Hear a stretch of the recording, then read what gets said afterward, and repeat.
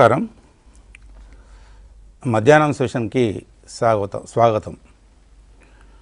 ఇప్పుడు మనము 10వ తరగతి పబ్లిక్ పరీక్షలకు సిద్ధమవుతున్నటువంటి మీ అందరికీ ఈ 2 గంటలు గణితం మీద కొంత అవగాహన కల్పించడం జరుగుతుంది.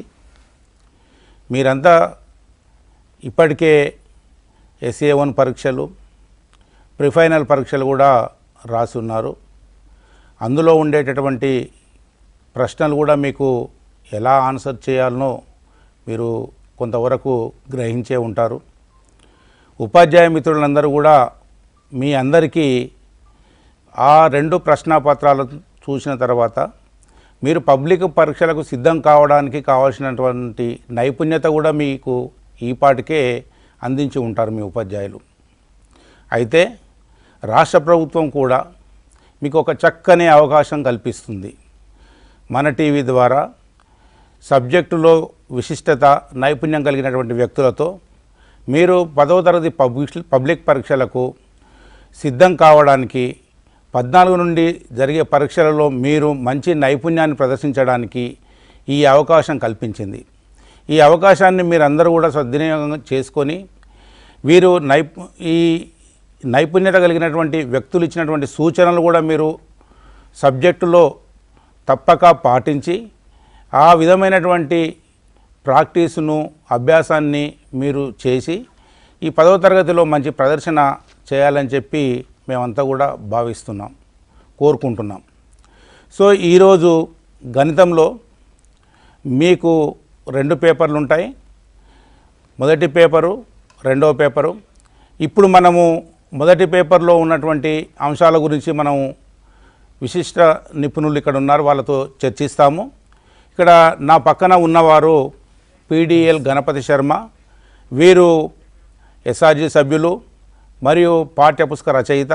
వీరు పాఠ్యపుస్తకాల్లో చాలా గొప్ప అనుభవం కలిగినటువంటి వ్యక్తి. అలాగనే మన ఉపాధ్యాయ మాడ్యూళ్ళు, శిక్షణ కార్యక్రమంలో పాల్గొన్నటువంటి అనుభవం ఉంది. సో కాబట్టి వారు పాఠ్యపుస్తకంలో రాసినటువంటి అంశాల పరంగా మీరు ఈ పబ్లిక్ పరీక్షల్లో ఎలా మీరు ఆన్సర్సు, ఎలా మీరు ఇచ్చినటువంటి వాటికి జవాబులు రాయాలో వారు వివరించడానికి ప్రయత్నం చేస్తారు. అలానే ఆ పక్క ఉన్నవారు K. రామయ్య. వీరు ప్రొఫెసర్ జయశంకర్ భూపాలపల్లి జిల్లా నుండి వచ్చారు. వీరు కూడా SRG సభ్యులు, పాఠ్యపుస్తక రచయితలు. వివిధ కార్యక్రమాలలో పాల్గొన్నటువంటి అనుభవము, జాతీయ సెమినార్లో పాల్గొన్నటువంటి అనుభవం ఉంది వీరికి. కాబట్టి వీరు కూడా మనకు ఈరోజు మీకు గణితంలో మొదటి పేపర్కి సంబంధించినటువంటి అంశాలు చెప్పడానికి ప్రయత్నం చేస్తారు, అవగాహన కల్పించడానికి ప్రయత్నం చేస్తారు. ఆ తర్వాత చివర ఉన్న వాళ్ళు RLN మూర్తి. వీరు కూడా SRG సభ్యులు, పాఠ్యపుస్తక రచయితలో పాల్గొన్నారు, మాడ్యూల్ రూపకల్పనలో పాల్గొన్నారు. వివిధ ఉపాధ్యాయ శిక్షణలో కూడా వీరు అనుభవం ఉంది. వీరు కూడా మనకు ఈ మొదటి అధ్యాయం అంటే మొదటి పేపర్కి సంబంధించినటువంటి అంశాల గురించి మీకు కొన్ని వివరణలు ఇవ్వడానికి ప్రయత్నం చేస్తారు. సో మొదటగా నేను మూర్తి గారు, మనకు మొదటి పేపర్లో మీకు తెలుసు అయినప్పటికీ మరొకసారి వివరించడానికి ప్రయత్నం చేస్తారు. ఈ SSC పబ్లిక్ ఎగ్జామినేషన్లో మ్యాథమెటిక్స్ సంబంధించి మనకు మొదటి పేపర్లో ఉండేటటువంటి అధ్యాయాలు ఏంటి, సో దాని మీద మరొకసారి అవగాహన కల్పించండి. ఏ అధ్యాయాలు ఉంటాయి మొదటి పేపర్లో?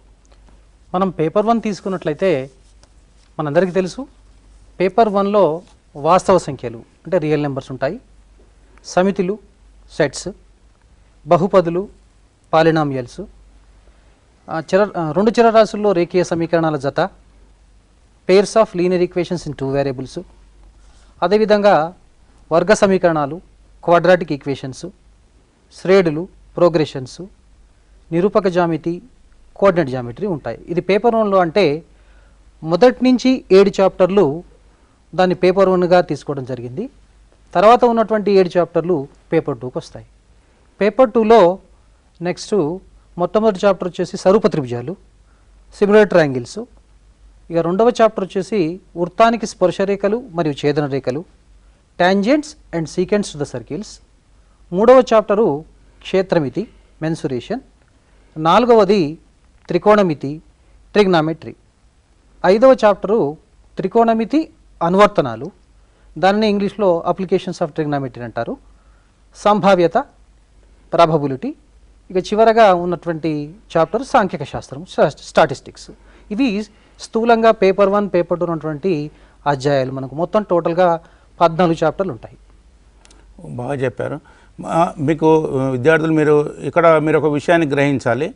మీరు పేపర్ 1 సంబంధించి పరీక్ష రాసేటప్పుడు ఏ అధ్యాయాల్లో ఉండేటటువంటి భావనలపై దృష్టి పెట్టాలి, సెకండ్ పేపర్ రాసేటప్పుడు ఏ అధ్యాయాల్లో ఉండే భావనలపై దృష్టి పెట్టాలి అనేటటువంటి అవగాహన కోసము మీకు పేపర్ 1 పేపర్ 2లో ఏ చాప్టర్స్ వస్తాయో మీకు మరొకసారి మూర్తి గారు వివరించారు.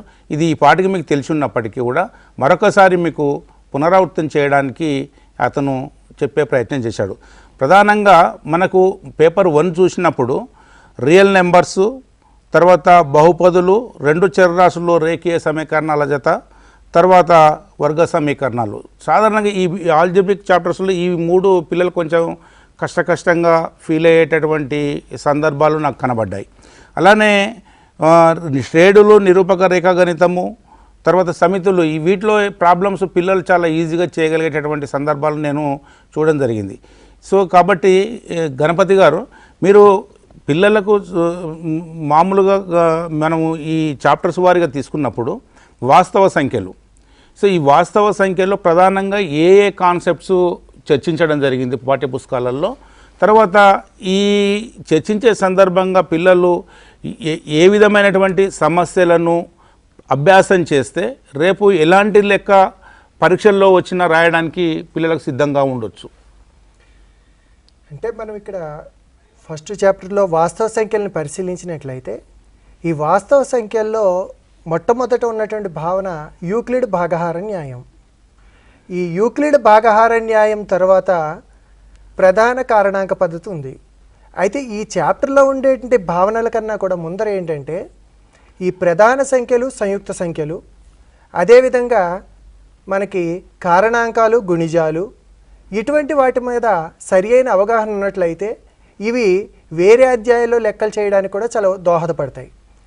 ఇంకా ఈ యూక్లిడ్ భాగహార న్యాయం ప్రధాన కారణాంక పద్ధతితో పాటు ఈ కరణీయ సంఖ్యల్ని ఏ రకంగా కరణీయ సంఖ్య నిరూపించడం అనేది కానీ, లేదా సంవర్గమానాలు కానీ, ఇలాగా కొన్ని కీలక భావనలు ఈ అధ్యాయంలో ఉన్నాయి.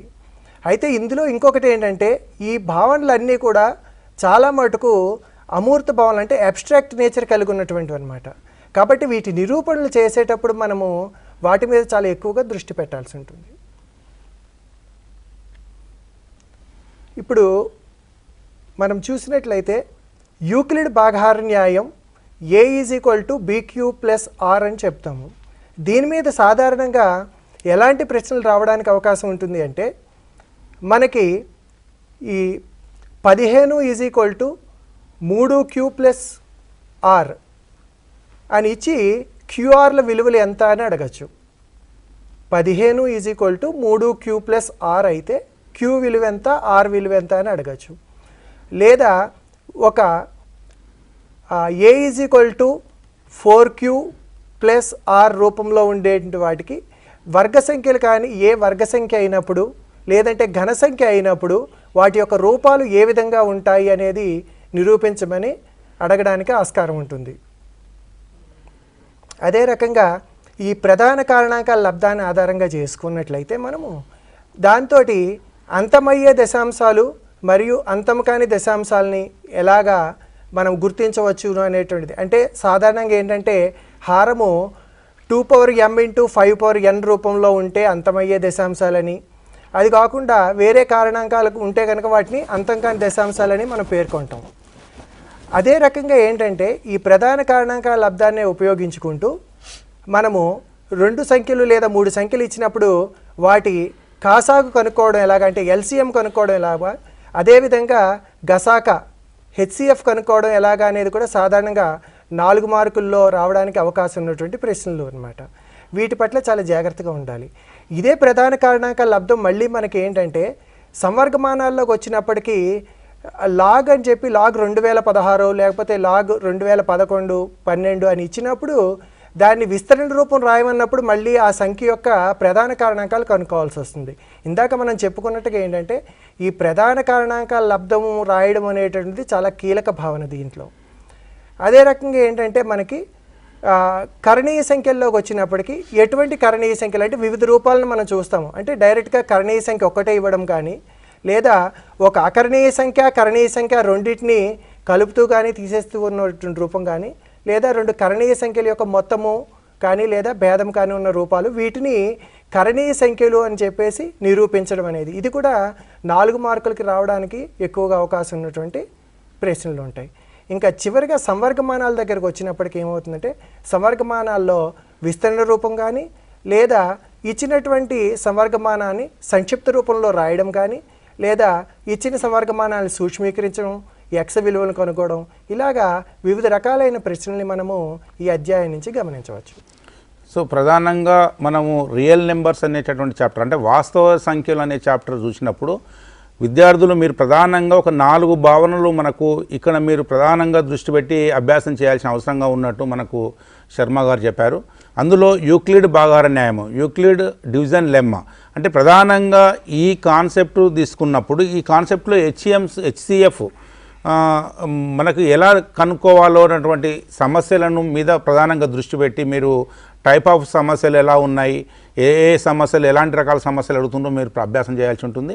అలానే ప్రధాన కారణాంకాల లబ్ధం గురించి కూడా మీకు ఇక్కడ చర్చించారు. ఈ విషయంలో అంతం కాని దశాంశాలు, అంటే రేషనల్ నెంబరు ఇర్రేషనల్ నెంబర్, ప్రధానంగా ఏవి ఇర్రేషనల్ నెంబరు ఏవి కాదు ఎట్లా ఫైండ్ అవుట్ చేస్తావు, షో అనే ఇట్లా మనకు రకరకాల ప్రశ్నలు ఈ భావన మీద వచ్చేటటువంటి సందర్భాలు ఉన్నాయి.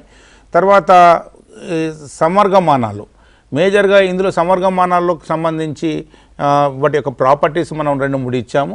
వీటి ఆధారంగా విస్తరణ రూపంలో ఉండేవి కానీ దాని క్యాల్కులేషన్స్ చేసేటటువంటి ప్రాబ్లమ్స్ కూడా మనం కనబడుతున్నాయి. ప్రధానంగా ఈ 4 భావనల మీద డిఫరెంట్ టైప్ ఆఫ్ ప్రాబ్లమ్స్ కాన్సెప్ట్ను దృష్టిలో పెట్టుకొని చర్చిస్తే ఎలాంటి ప్రాబ్లం ఇచ్చినా 2 మార్కుల ప్రశ్న ఇచ్చినా 4 మార్కులు ఇచ్చినా 1 మార్కు ఇచ్చినా మల్టిపుల్ చాయిస్ క్వశ్చన్ ఇచ్చిన పిల్లలు చేసేటువంటి అవకాశం ఉంటుందండి. Very good.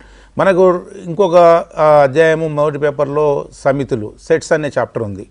ఇందులో ప్రధానంగా టైప్స్ ఆఫ్ సెట్స్ తీసుకుంటేంది, తర్వాత roster form, set builder form, తర్వాత డిజాయింట్ సెట్స్, సబ్సెట్, తర్వాత వెన్ డయాగ్రామ్, ప్రధానంగా ఈ సంబంధించినటువంటి అంశాల మీదనే చాప్టర్ నిర్మితమై ఉన్నట్టు మనం గ్రహించాం.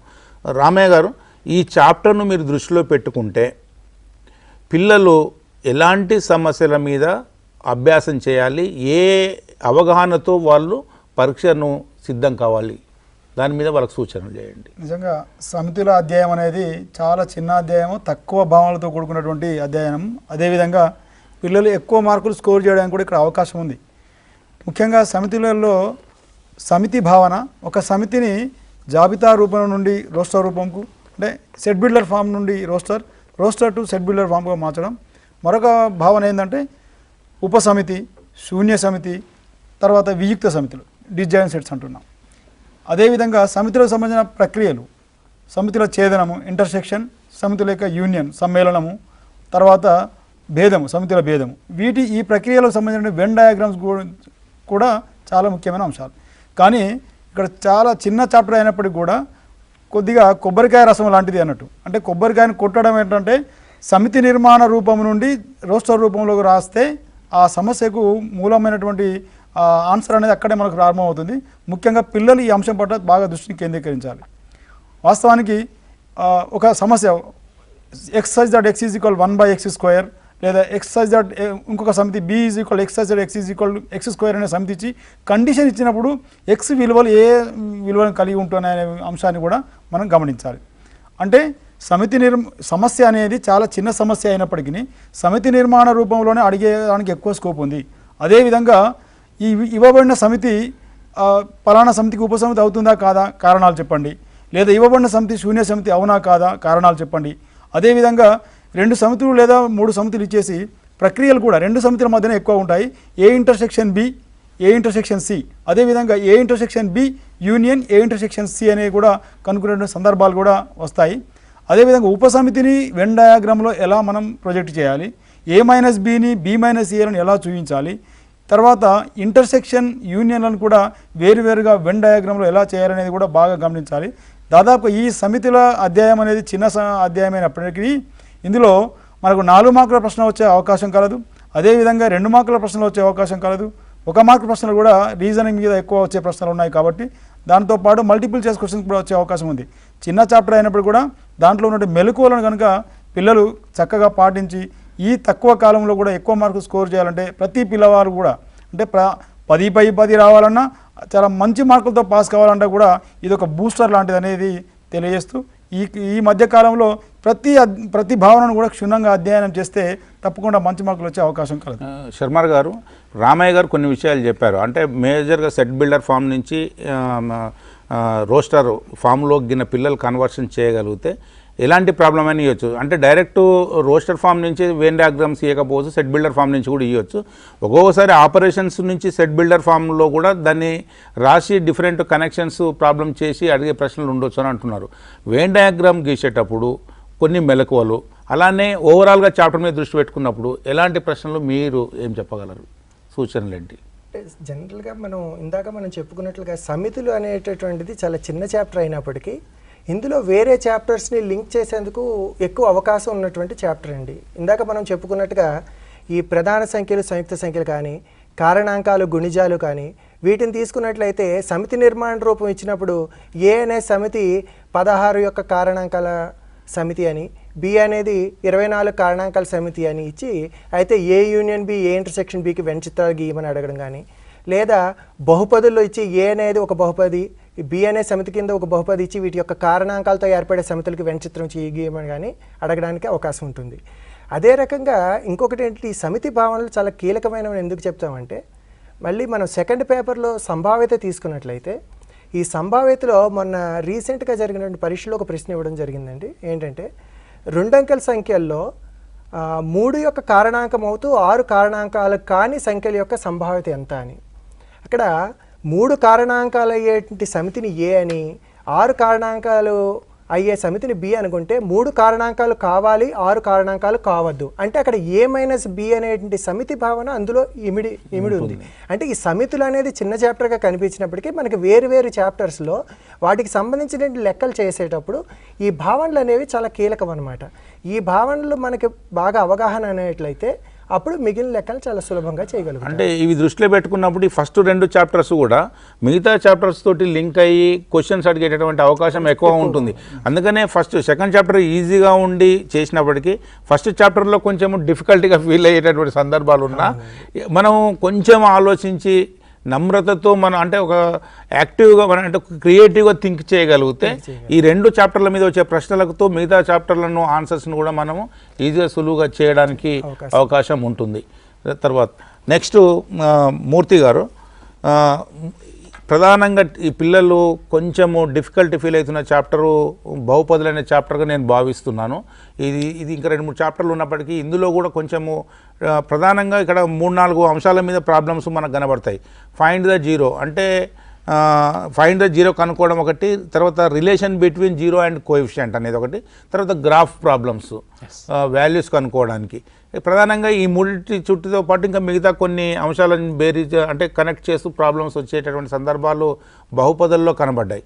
ప్రధానంగా మన విద్యార్థులు రేపు పబ్లిక్ పరీక్షల్లో ఈ చాప్టర్ నుంచి ఎలాంటి ప్రశ్న అంటే 4 మార్కులు కానీ, 2 మార్కులు కానీ, 1 మార్క్ కానీ, హాఫ్ మార్క్ కానీ, లేకపోతే ఏ టైప్ ఆఫ్ ప్రశ్న ఇచ్చినా సులువుగా చేయగలిగేటటువంటి ఒక అవగాహన పొందడానికి మీరు ఇచ్చే సూచనలు ఏంటి? సాధారణంగా బహుపదుల్లో మనము శూన్యాలు కనుక్కోవడం అంటే to find the zeros of given polynomial.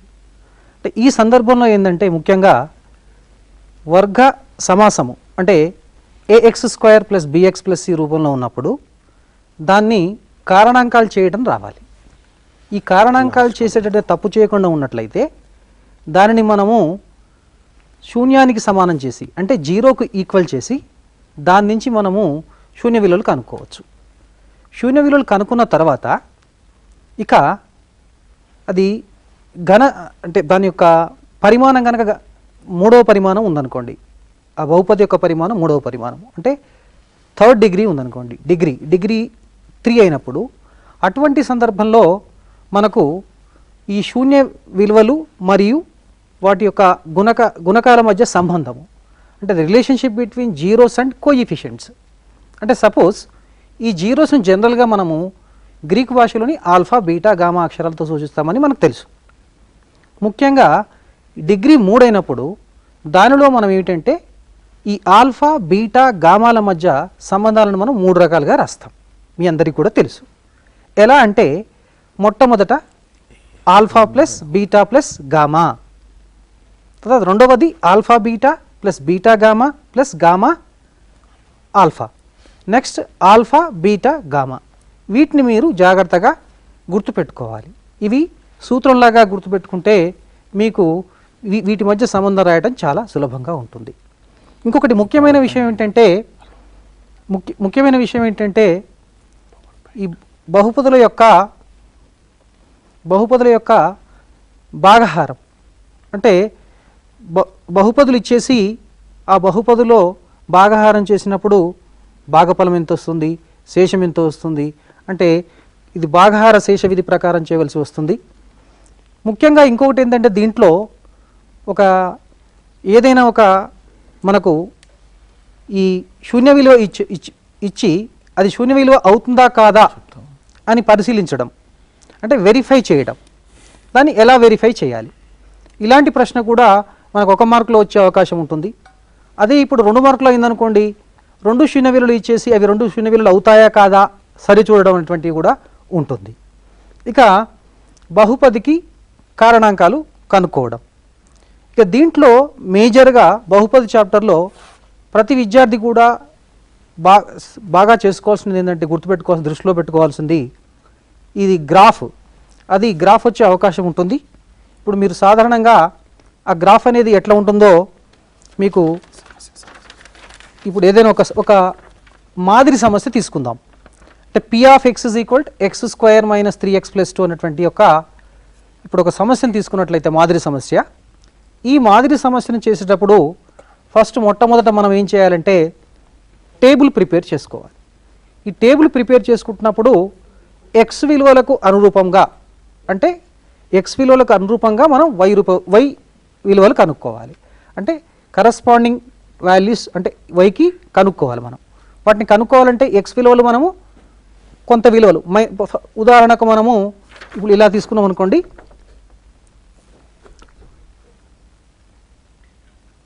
ఇప్పుడు మీరు ఈ ఉదాహరణ మీరు గమనించినట్లయితే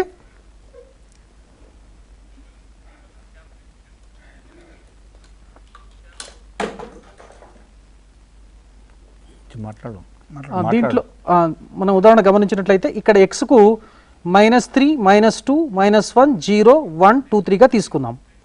x -3 అయినప్పుడు y విలువ ఎంత, x -2 అయినప్పుడు y విలువ ఎంత, ఇలా మనం గణించుకుంటూ x 3 వరకు వెళ్తాం. సో వెళ్ళిన తర్వాత మనము ఇలా పట్టికను తయారు చేసుకోవాలి. ఈ పట్టికను మీరు గమనిస్తూ ఉండొచ్చు. ఈ పట్టిక ద్వారా మనకేమైతే క్రమయుగ్మాల సమితి వస్తుంది. ఈ క్రమయుగ్మాల యొక్క సమితిని తీసుకొని వాటిని మనము గ్రాఫ్ పేపర్ మీద వీటిని గుర్తించాలి, విలువలు గుర్తించి ఒక క్రమంలో కలుపుకుంటూ వెళ్ళినట్లయితే మనకు ఈ విధమైన గ్రాఫ్ వస్తుందండి. ఈ గ్రాఫ్ గీసేటప్పుడు కూడా ఎలాంటి జాగ్రత్తలు తీసుకోవాలి అంటే బహుపదులు గ్రాఫ్ గీసేటప్పుడు x అక్షము ఈ విధంగా మనం ఏంటంటే హారిజెంటల్గా తీసుకోవాలి, y అక్షాన్ని వర్టికల్గా తీసుకోవాలి. అంటే మధ్యగా ఉంటట్టు తీసుకొని ఈ విధంగా గ్రాఫ్ను మొత్తం కలిపినట్లయితే మనకు ఒక పారాబోలా ఆకారంలో వస్తుంది. తర్వాత స్కేల్ రాయటం మర్చిపోవద్దండి, ఖచ్చితంగా స్కేల్ రాయాలి. అంటే మనం చేసినటువంటి ఒక టేబుల్ తప్పనిసరిగా గ్రాఫ్ పేపర్ యొక్క వెనక వైపు రాయడం అనేది మనం గుర్తుపెట్టుకోవాలి. అదేవిధంగా ఈ బహుపదుల చాప్టర్లో ముఖ్యంగా గుర్తుపెట్టుకోవాల్సిన కీలకాంశాలు ఏంటంటే మొట్టమొదట ఇవి కారణాంకాలు కనుక్కోవడం ఒకటి, తర్వాత పరిమాణం ఒకటి గుర్తుపెట్టుకోవాలి. వీటి మీద మనకేంటంటే ఈ పరిమాణం సంబంధించినవి MCQలో ప్రశ్నలు రావడానికి అవకాశం ఎక్కువగా ఉంటుంది. అదేవిధంగా ఇది బహుపది అవుతుందా కాదా అనే దాని మీద కూడా ప్రశ్న వచ్చే అవకాశం ఉంటుంది. ఓకే ప్రధానంగా ఈ బహుపదుల చాప్టర్ చూస్తే ఒక 4-5 అంశాల మీద మీరు అభ్యాసం చేయాలని చెప్పి మూర్తి గారు వివరించారు.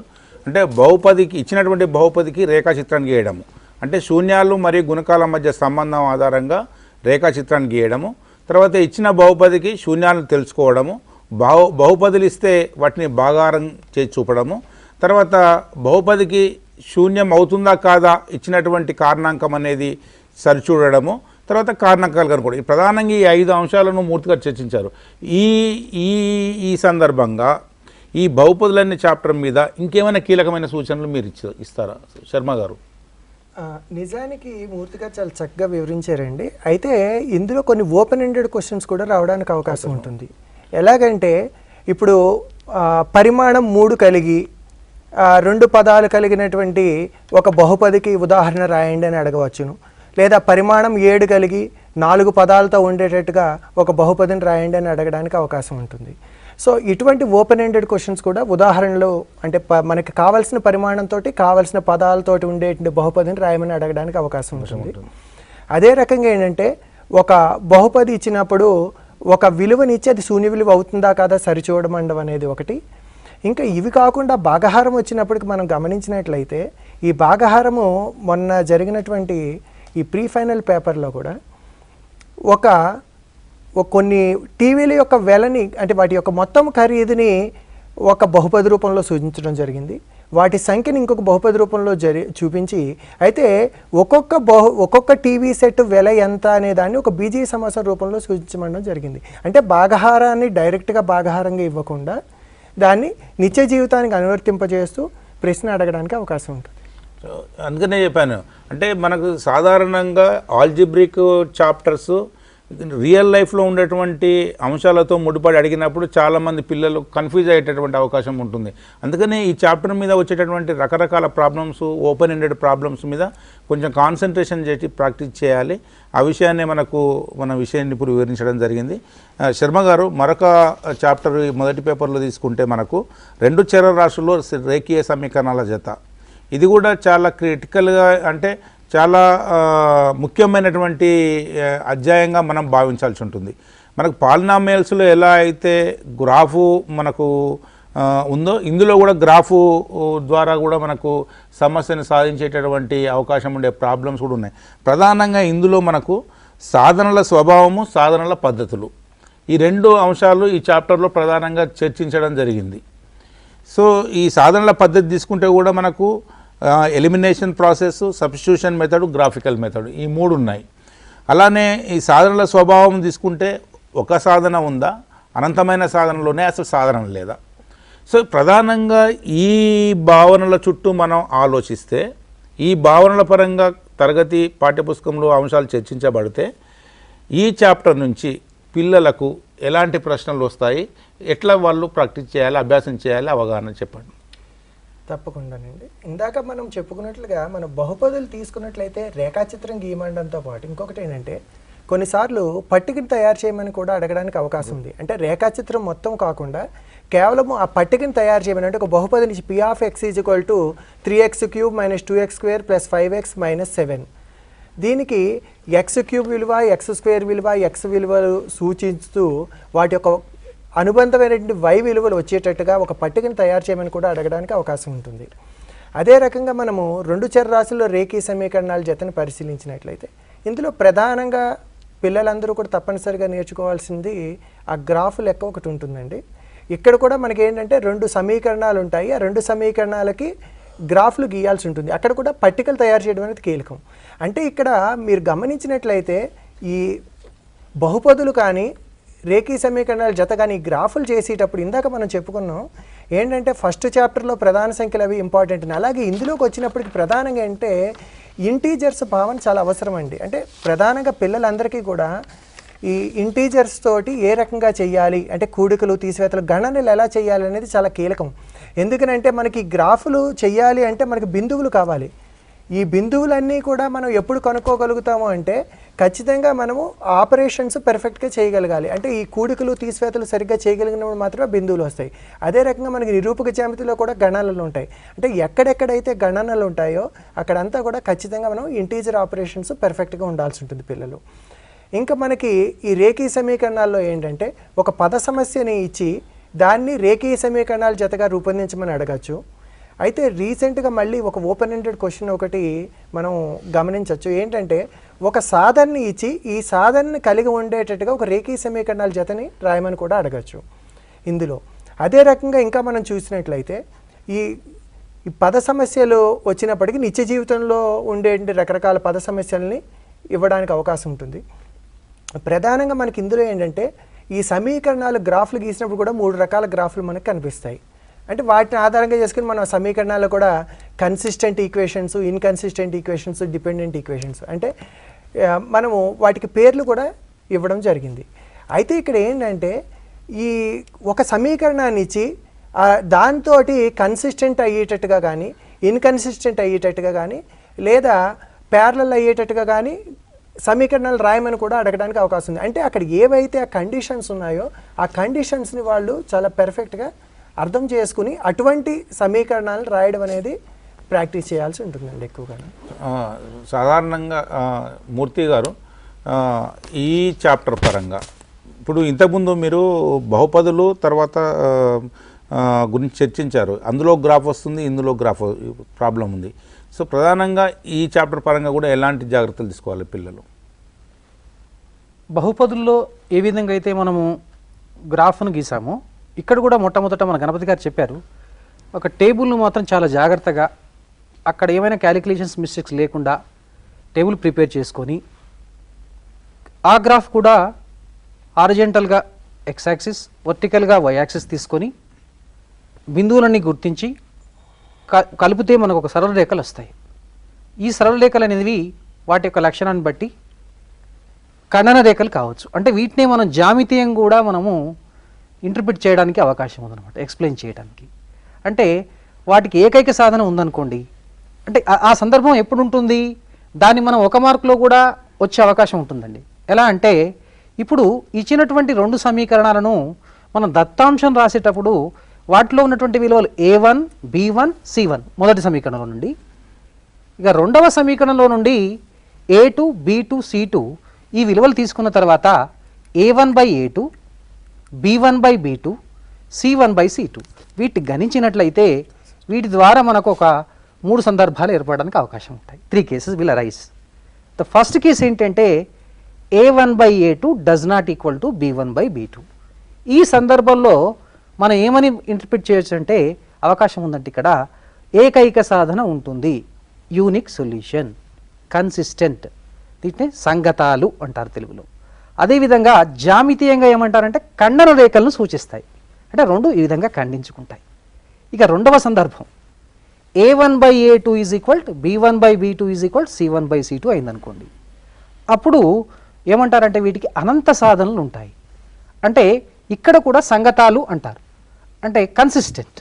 నెక్స్ట్ అదేవిధంగా మన జామితీయ రూపంలో చెప్తే ఏమంటారంటే వీటిని కోఇన్సిడెంట్ లైన్స్ అంటారు. ఆ 2 రేఖలు ఒకదానికొకటి ఏకీభవిస్తాయి. ఇక మూడవ సందర్భము A1/A2 is equal to B1/B2 does not equal to C1/C2 వచ్చిందనుకోండి, సాధన లేదు. వీటిని ఏమంటారంటే ఇన్కన్సిస్టెంట్. ఈ సందర్భంలో జామితీయంగా ఏ విధంగా మనం ఇంటర్ప్రిట్ చేయడానికి అవకాశం ఉందంటే వాటిని ఏమంటారంటే వాటిని సమాంతర రేఖలు అంటారు. అంటే ఇది మనం గ్రాఫ్ గీసిన తర్వాత కూడా వీటిని ఇంటర్ప్రిట్ చేయడానికి అవకాశం ఉంది సార్. ఇలాంటి ఓకే. తర్వాత వర్గ సమీకరణాల చాప్టర్ కూడా చాలా ఇంపార్టెంట్ చాప్టర్. ఇందులో ప్రధానంగా find the roots, nature of the roots, తర్వాత సమ్ వర్బల్ ప్రాబ్లమ్స్ ఉన్నాయి. ప్రధానంగా వీటి మీదనే ప్రాక్టీస్ మనకు పుస్తకాలలో కనబడుతుంది. సో ఈ చాప్టర్ పరంగా రామయ్య గారు మీరు ఇచ్చే సూచనలు ఏంటి పిల్లలకు? వాస్తవంగా బహుపదుల అధ్యాయానికి లంకె వేసుకొని పిల్లలు ప్రాక్టీస్ చేసే చక్కని మార్కులు పొందే అవకాశం ఉంది సార్.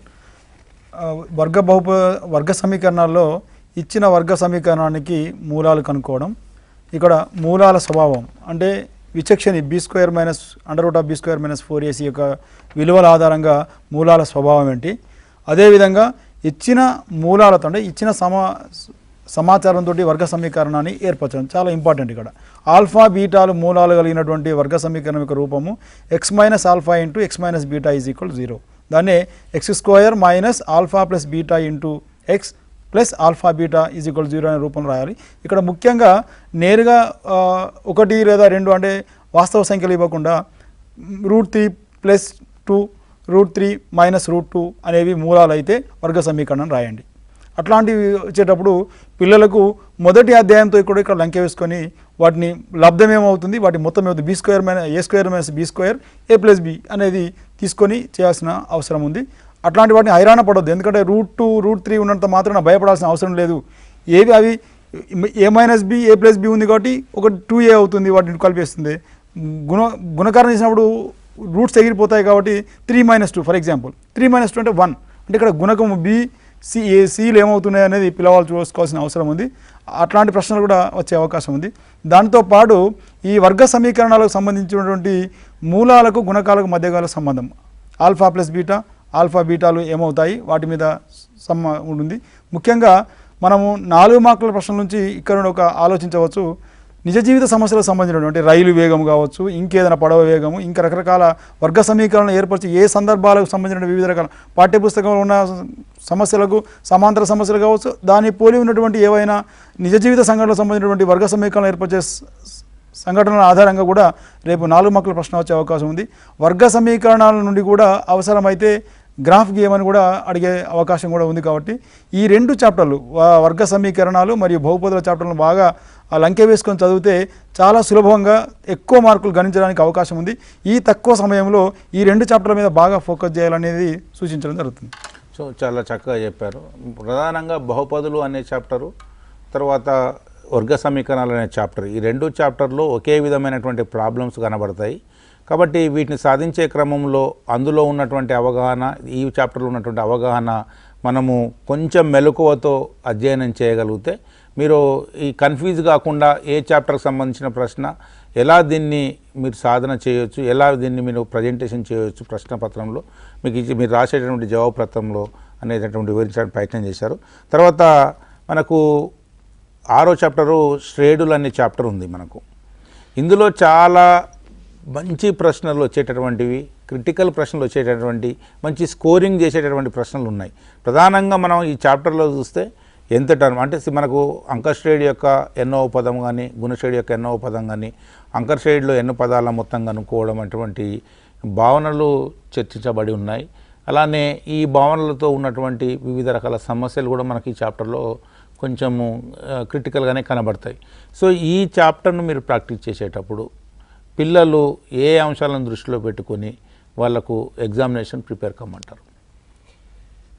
ఓకే అండి, నిజానికి ఈ శ్రేణుల చాప్టర్ చాలా క్రిస్పీ చాప్టర్ అండి, చాలా చిన్న చాప్టర్లా కనిపిస్తుంది. అయితే ఇందాక మనం చెప్పుకున్నట్లుగా ఏంటంటే ఇందులో ప్రధానమైనది గణనలు, అంటే క్యాలిక్యులేషన్స్ పార్ట్ చాలా కేర్ఫుల్గా ఉండాల్సి ఉంటుంది.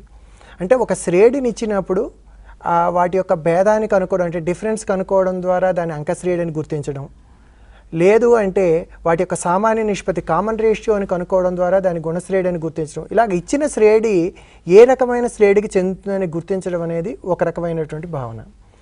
తరువాత ఇప్పుడు అంకశ్రేణిలో కొన్ని పదాలు ఇచ్చినప్పుడు దాంట్లో ఎన్నవ పదాన్ని కనుక్కోవడం, అదేవిధంగా గుణశ్రేణి అయితే గుణశ్రేణిలో ఎన్నవ పదాన్ని ఎలా కనుక్కోవాలి. ఈ 2 వీటికి సంబంధించిన సమస్యలు. కొన్నిసార్లు ఎలా ఉంటుందంటే AN = 3n+4 ఇది ఒక అంకశ్రేణిని సూచించినట్లయితే దీంట్లో ఉండే మొదటి 4 పదాలని కనుక్కోండి అంటే n బదులు 1, 2, 3, 4 విలువలు ప్రతిక్షేపించడం ద్వారా పిల్లలు దానిలో ఉండే ఆ శ్రేణిలో ఉండే మొదటి 4 పదాలని కనుక్కోవచ్చు. కొన్నిసార్లు దీని మీద ఎలాగంటే సో AN = 3n² + 3 లేదా 3n² + 4 ఇది అంకశ్రేణిని అంకశ్రేణిలో ఎన్నో పదాన్ని సూచించదు, నువ్వు ఏ రకంగా దీనికి కారణాన్ని వివరిస్తావు అంటే మనం దానికి పిల్లలు ఎందుకు అది అంకశ్రేణి కాదు అనేది సకారణంగా వివరించాల్సి ఉంటుంది. అదే రకంగా మనం ఇంకా చూసినట్లయితే n పదాల మొత్తం కనుక్కోవడానికి ఉంది. ఇంకా నిత్య జీవితంలో అంకశ్రేణి ఉపయోగాలని ఉపయోగించుకుంటూ కూడా సమస్యలు ఇవ్వడం జరుగుతుంది. అయితే ఇందులో మనం ప్రధానంగా గమనించినట్లయితే ఈ అంకశ్రేణిలో మనకు కొన్నిసార్లు అంకశ్రేణిలో n పదాల మొత్తం తీసుకున్నట్లయితే మళ్ళీ మనకు అందులో ఇందాక చెప్పిన వర్గ సమీకరణం వచ్చేటువంటి అవకాశం ఉంటుందండి. అంటే ఇక్కడ మనం గమనించాల్సింది అంటే ప్రతి చాప్టర్లో ఉండే లెక్కలకి కూడా వేరే చాప్టర్లోకి లింక్ ఉంటుంది. అది ఎక్కడ ఆ లింక్ వస్తుంది, అక్కడ ఉన్నప్పుడు ఏ రకంగా దాన్ని సాల్వ్ చేయాలనేది చాలా జాగ్రత్తగా. ఒక ఎగ్జాంపుల్ ఏమైనా చెప్పగలరా? ఉదాహరణకి నిత్య జీవితంలో మనం తీసుకున్నట్లయితే ఒక దగ్గర ఒక ఇళ్ల యొక్క సముదాయం 1 నుంచి 49 దాకా ఇళ్ళకి నెంబర్లు ఇవ్వడం జరిగిందండి. అయితే అందులో ఏంటంటే ఒక ఆయన్ని నువ్వు ఏ ఇల్లు కావాలి అంటే నాకు మధ్యలో ఒక ఎక్స్ అనే నెంబర్ కలిగిన ఇల్లు కావాలి, ఆ ఇంటికి ముందర ఉండేటి ఇల్లు ఏవైతేనో అన్నింటి యొక్క అంకెల మొత్తము నేను తర్వాత నా భవనం తర్వాత ఉండేటి మిగిలినటువంటి అన్ని భవనాల యొక్క అంకెల మొత్తానికి సరిపోవాలి, అటువంటి ఇల్లు నాకు ఇవ్వండి అని చెప్పేసి అడగడం జరిగింది. అంటే ఇది నిత్య జీవితానికి సంబంధించినటువంటి సమస్య. అయితే దీన్ని సాధన చేయడంలో మనకి అంకశ్రేణి అనేది చాలా అద్భుతంగా ఉపయోగపడుతుంది. అంటే ఏ రకంగా మనం అంకశ్రేణిని ఉపయోగించుకుంటూ ఇటువంటి సమస్యలను సాధించవచ్చును అనేది చాలా జాగ్రత్తగా పరిశీలించాలి.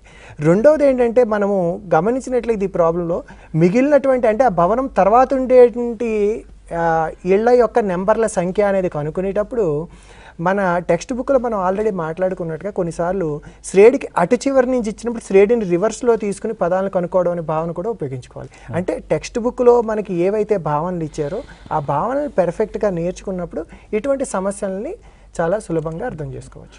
సో ప్రధానంగా ఈ శ్రేణులు అనే చాప్టర్ చూస్తే అంటే శ్రేణిని అంటే ఇచ్చినటువంటి సిరీసు అనంత ఏపీనా జీపీనా అంటే అథమెటిక్ ప్రోగ్రెషన్ జియోమెట్రిక్ ప్రోగ్రెషన్ అంకశ్రేణినా గుణశ్రేణినా లేకపోతే ఏపీ జీపీలో ఉన్నటువంటి ఎన్నో పదాలను కనుక్కోవడం కానీ ఎన్ పదాల మొత్తం ఏపీలో కనుక్కోవడం కానీ నిత్య జీవితంలో ఈ అంకశ్రేణి యొక్క ఉపయోగాలను కానీ ప్రధానంగా ఈ అంశాల మీదనే చేసుకొని ఒక్కొక్క సందర్భంలో 1-2 అధ్యాయాలతో లింక్ చేసి కూడా మనకు ప్రాబ్లమ్స్ అడిగే సందర్భాలు ఉన్నాయని చెప్పారు.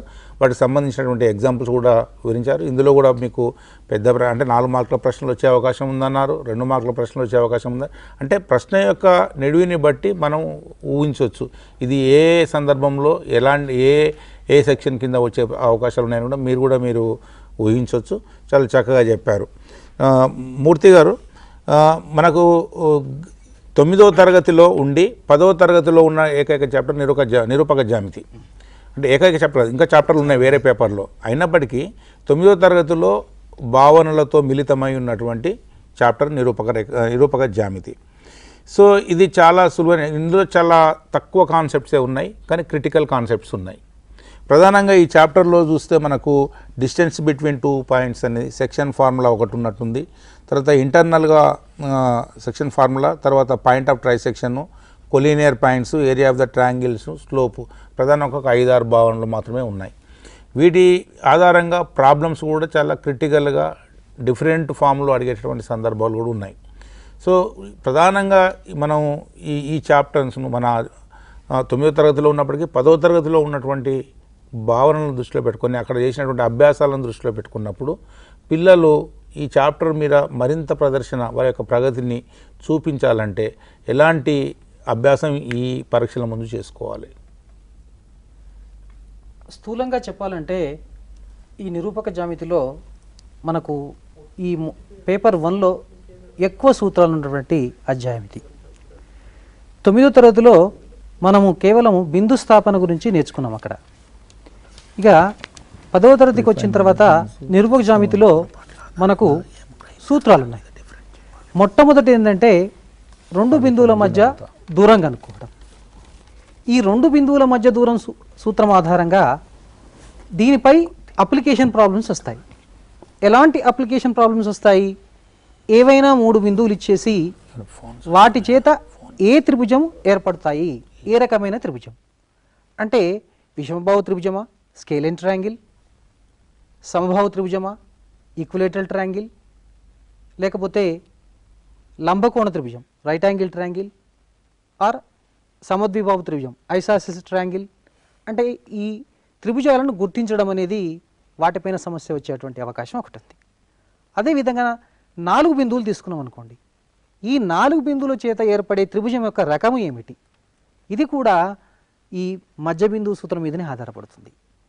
ఇంకా కొద్దిగా క్లిష్టంగా ఇస్తే ఒక వృత్తం ఇచ్చేసి వృత్తంలో కేంద్రం ఇచ్చి ఆ వృత్తం పైన ఏదైనా బిందువు ఇచ్చినట్లయితే ఆ వృత్తం యొక్క వ్యాసార్థం కనుక్కోవడం. ఆ వృత్తం యొక్క వ్యాసార్థం ఏమవుతుంది మనకు తెలుసు, వృత్త కేంద్రం నుండి వృత్తము పైన బిందువు గల దూరం, the distance between the centre to the point lie on the circle. So that means depends on the distance formula it self only. కాబట్టి డిస్టెన్స్ ఫార్ములాని కనుక జాగ్రత్తగా గుర్తుపెట్టుకున్నట్టయితే ఒక్క formula √(x2 - x1² + y2 - y1², దాంతో మనము ఈ రకమైనటువంటి సమస్యలు మనం చాలా సులభంగా చేసుకోవచ్చు. పరీక్షలో ఎలాంటి ఆందోళన పడకుండా ఈ సమస్యలు సాధించడానికి మనకు అవకాశం ఉంది. ఇక రెండవ సూత్రం, విభజన సూత్రానికి వచ్చినప్పుడు ఏదైనా ఒక రేఖాఖండాన్ని ఇచ్చినటువంటి నిష్పత్తిలో విభజించి బిందువు యొక్క నిరూపకాలు కనుక్కోవడం. The point which divides the line segment joining the given 2 points in the given ratio. ఒక రేషియో ఇస్తాడు మనకు నిష్పత్తి m:n, x1, y1, x2, y2. తర్వాత మనకు విభజన సూత్రం వస్తుంది, అది మీకు తెలుసు. ఇక అదేవిధంగా ఈ సూత్రం ఆధారంగానే మనకు ఉండేది ఏంటంటే మధ్య బిందువు సూత్రం. తర్వాత ఇక నెక్స్ట్ మనము ఒక ఫోన్ కాల్ వస్తుంది, ఈ ఫోన్ కాల్ తీసుకొని మరి మీ సమాధానాన్ని విందాం. హలో హలో సార్, చెప్పండి. నా పేరు ప్రశాంత్ సార్. చెప్పండి ప్రశాంత్ గారు. అది ఫస్ట్ పేపర్ ఉంది కదా సార్, అవును. అది అందులో మార్క్స్ ఎక్కువ స్కోర్ చేయాలంటే ఏ చాప్టర్స్ అయినా ఎక్కువ శ్రద్ధ చూపించాలి సార్? ఓకే, మీ ప్రశ్న చెప్తాను. మొట్టమొదట మూర్తి సార్ చెప్పింది విన్న తర్వాత మీ ప్రశ్నకు జవాబు వస్తుంది. సరే సార్. ఓకే. మధ్య బిందువు సూత్రం మీద ప్రాక్టీస్ చేయాల్సిన అవసరం ఉంటుంది. ఇక నెక్స్ట్ తర్వాత కేంద్ర భాసం కూడా x1 కేంద్ర భాసము. తర్వాత నెక్స్ట్ మనకు 3 బిందువులు ఇచ్చినప్పుడు త్రిభుజ వైశాల్యం కనుక్కోవడం. దీని ద్వారా మనము సరైకేయాలని చూపడం జరుగుతుంది అనమాట. అంటే కొలీనియారిటీ కూడా depends upon area of the triangle. ఇక నెక్స్ట్ తర్వాత చివరిగా ఒక సూత్రం మనకు దీంట్లో ఉన్నది, అదేంటంటే వాలు సూత్రము. అది y2 minus y1 by x2 minus x1 where x1 does not equal to x2. ఈ సూత్రానికి గుర్తుపెట్టుకున్నట్లయితే 1 మార్కు ప్రశ్న కానీ 2 మార్కుల ప్రశ్న కానీ లేకపోతే బహుళైచ్ఛిక సమాధాన ప్రశ్నలు కానీ సులభంగా చేయడానికి అవకాశం ఉంది. కాబట్టి ఏ విధమైనటువంటి ఆందోళన చెందవలసిన అవసరం లేదు. దీంట్లో చాలా సులభమైన ప్రశ్నలు సులభంగా చేసుకోవడానికి కేవలం మనము ఈ సూత్రాలను కనుక జాగ్రత్తగా గుర్తుపెట్టుకున్నట్లయితే మంచి స్కోర్ పొందడానికి అవకాశం ఉంటుంది. ఇక్కడ గణపతి గారు ప్రశాంత్ ఒక ప్రశ్న అడిగాడు, ఏ చాప్టర్ను ఎక్కువ ప్రాక్టీస్ చేస్తే ఎక్కువ మార్కులు వస్తాయని. మనకు 7 చాప్టర్లకి వెళ్ళి ప్రశ్నలు వస్తాయి. 7 చాప్టర్లో ఉండేటటువంటి అధ్యాయాలను కూడా మనం మంచిగా ప్రాక్టీస్ చేయాలని చెప్పి మనం ఈ చర్చలో చెప్పాము. వారు అయినప్పటికీ వారు ఇంకా నేను ప్రధానంగా వీటి మీద దృష్టి పెడితే బాగుంటుంది అని చెప్పి ఒక ప్రశ్న అడుగుతున్నారు. మీరు ఆ నిరూపక జ్యామితి మీద ఉండే అంశాల మీద ఏమైనా అభిప్రాయం వెలిబుస్తూ ప్రశాంత్ అడిగిన ప్రశ్న కూడా సమాధానం చెప్పే ప్రయత్నం చేయండి. నిజానికి ఏంటంటే ఇక్కడ మనం పిల్లలు ఎటువంటి చాప్టర్లు ఎటువంటి లెక్కలు బాగా సులభంగా చేయగలుగుతారు అంటే మన పిల్లలందరికీ కూడా సేమ్ ఒకేలాంటి లెక్కలు కాకుండా కొన్ని చాప్టర్స్, ఇప్పుడు ఉదాహరణకి సమితులు ఉన్నాయనుకోండి, వెంచిత్రాల దగ్గరికి వచ్చినప్పటికీ ఈ వెంచిత్రాల్లో మనకి 4-5 మోడల్స్ రావడానికి అవకాశం ఉంటుంది. అంటే 2 సమితులు వియుక్త సమితులు అవడం కానీ, ఒకదాని మీద ఒకటి ఓవర్లేప్ అవుతూ ఆచ్ఛాదితం అయ్యేటట్టు కానీ, లేదా ఒకదాని లోపల ఒకటి ఉండేటట్టు కానీ, ఇలాగా. అంటే ఇటువంటి వెంచిత్రాలని మనం తీసుకున్నట్లయితే పిల్లలు చాలా కంఫర్టబుల్గా చేయగలుగుతారు.